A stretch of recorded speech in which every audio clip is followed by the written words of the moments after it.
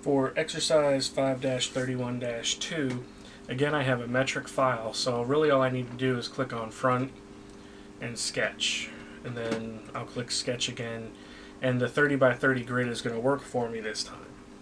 I'm going to start this by doing the base, and I'm going to do the base right here on the center, and this has a diameter of 40, and then we have two additional circles with, this has a radius of 40.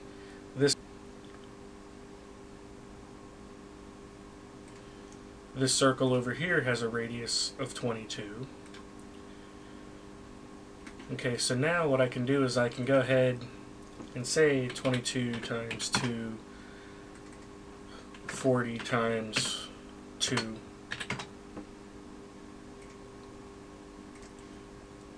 To make this one and this one equal.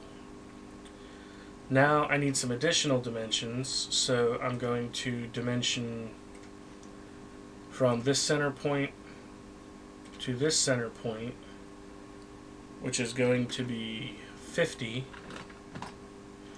and from this center point to this center point, which is going to be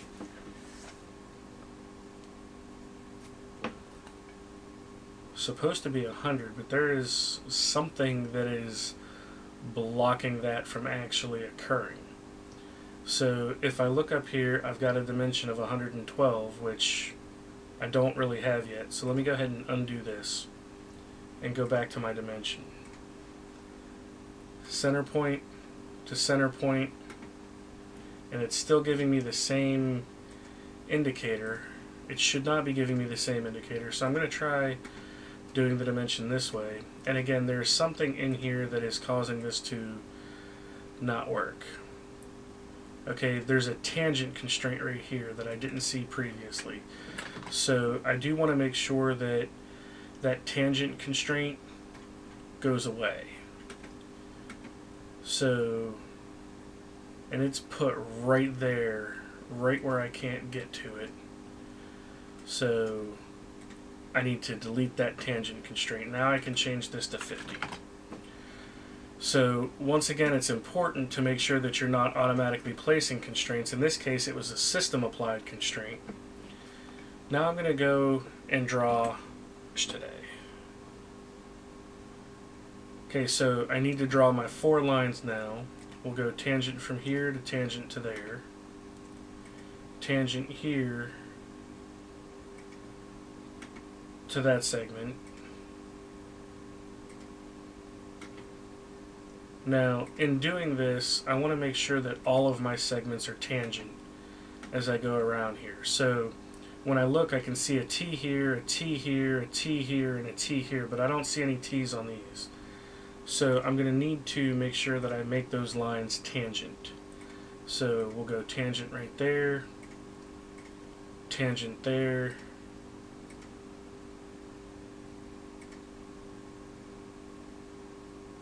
tangent right there, and tangent right there. Okay, it didn't pick up on that last tangent, so let me put it back in. Tangent between here and here. Okay, so now at all of these intersections I can see my tangent constraints. So now I'm going to go to delete segments, and I'm going to start getting rid of some of these lines that are no longer useful to me.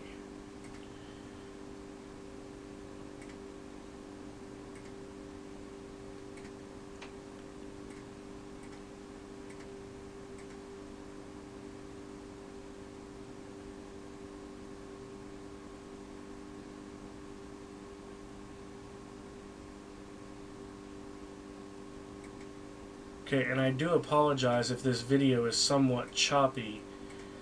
It is not really liking me today. And you can see that a lot of my dimensions went away by doing all of this. So one of the things that I want to do is I just want to make sure that this is 22, that it is 80, that all of my points are right, and I'll finish this sketch. And now I'm going to go to the extrude command and extrude this, its height of 18. So now I'll finish that sketch, Now I am going to begin to work on the middle portion of this, and I'm going to have to do this in a couple of parts. But the first thing that I want to do is I want to click on the right plane and go to New Sketch. And we'll click Sketch again. Now this is going to allow me to draw all of the stuff on this that I need to draw. So I'm going to go to Use, and I want to be careful with which segments I actually use here, because use can give you some bad results. We're probably going to have some overlapping geometry just because of the way that I've got to do the use command. So I'm going to click on those two just to bring in those two line segments only. Now I'm going to draw my circle, which is going to be centered right here,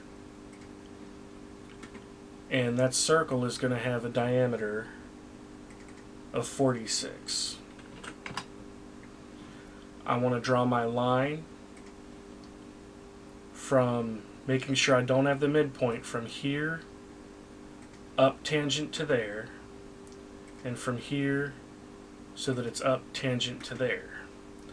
I do want to set an equal constraint between this line and this line. That's going to keep those pretty much in place.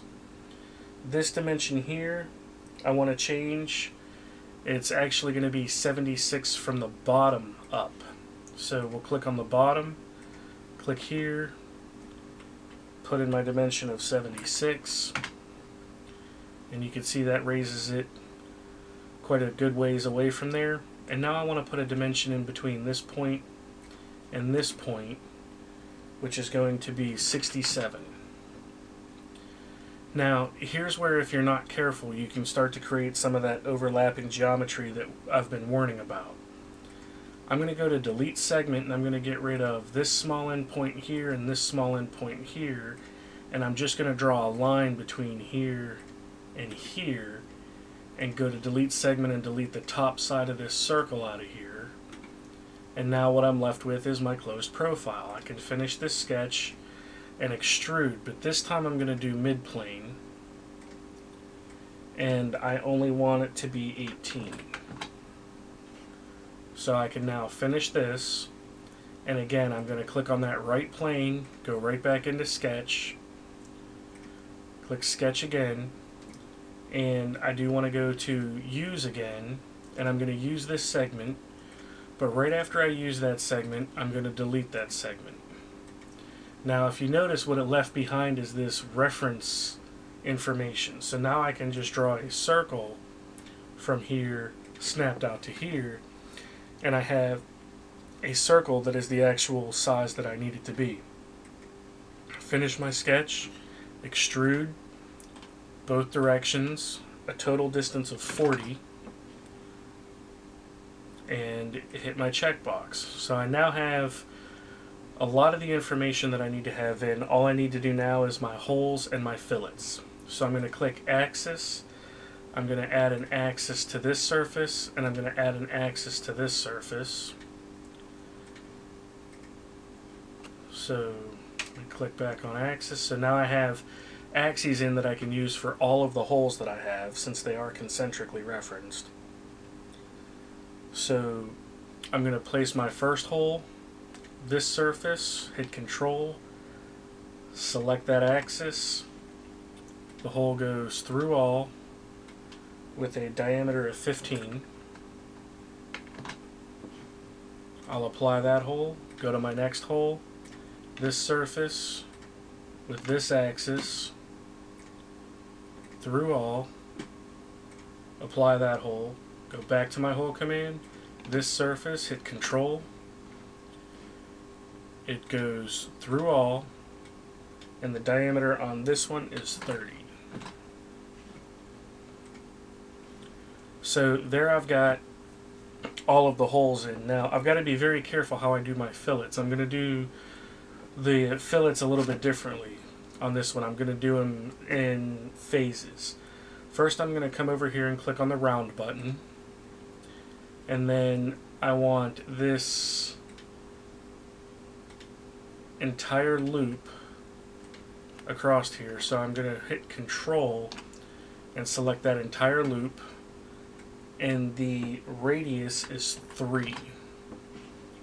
So now I can say that I'm done with that. Next, I'm going to go right back to my round command, and I'm going to select this edge, this edge. I'm going to have to do a lot of orbiting throughout this next phase. And now I've got all of my bottom edges. Now I'm going to come in here and click all of these slanted edges, making sure that I'm grabbing the correct lines. And then I'm going to grab the undersides of the circle. And I'll accept that, and hopefully it's going to be able to build that particular fillet. Okay, and it looks like it was able to do it just fine. If for any reason your computer does not build it fine, instead of picking so many lines, pick less lines at a time, and your computer should be able to keep up with exactly what you're doing. And that is exercise 5-31-2.